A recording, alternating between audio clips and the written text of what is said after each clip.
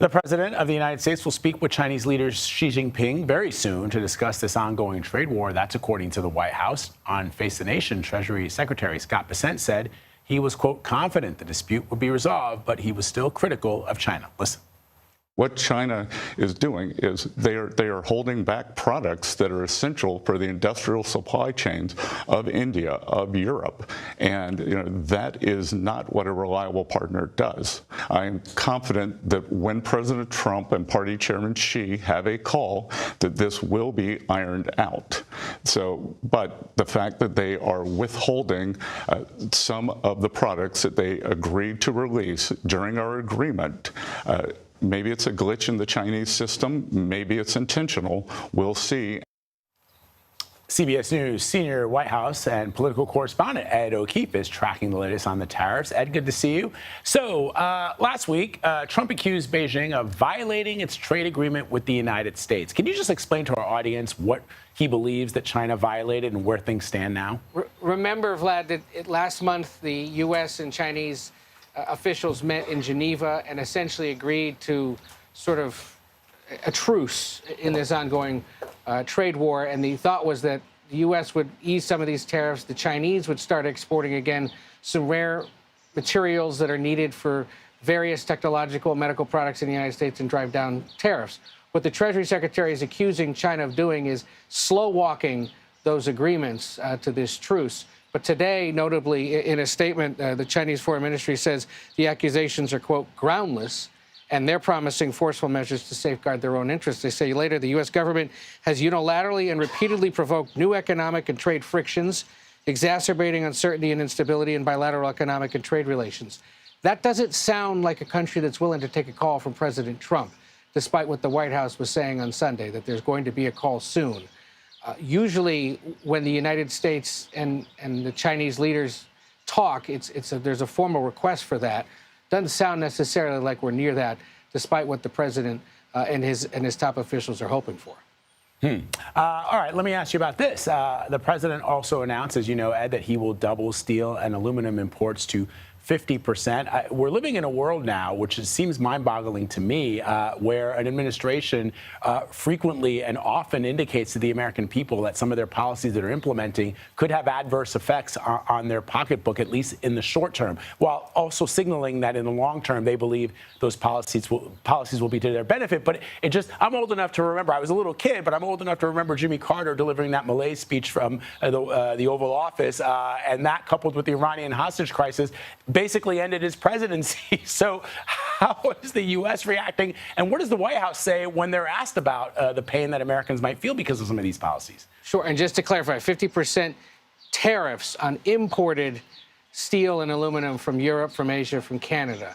And so that's potentially putting a higher price on vehicles, on home construction, on some packaging for groceries. Therefore, the cost of groceries would conceivably go up.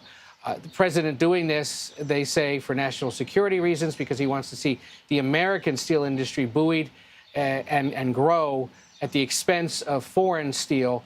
The Europeans, the Canadians especially, saying they're planning their own retaliatory tariffs in response to this because it seems unnecessary. And that was all announced as he was trying to unveil a plan to save U.S. Steel, that company that Nippon Steel in Japan had been trying to buy. There had been a lot of concerns about whether it would cost tens of thousands of American jobs. The president on Friday saying, no, there's now an agreement essentially where the U.S. government has a say in production output. And then, by the way, we're going to tack on these tariffs.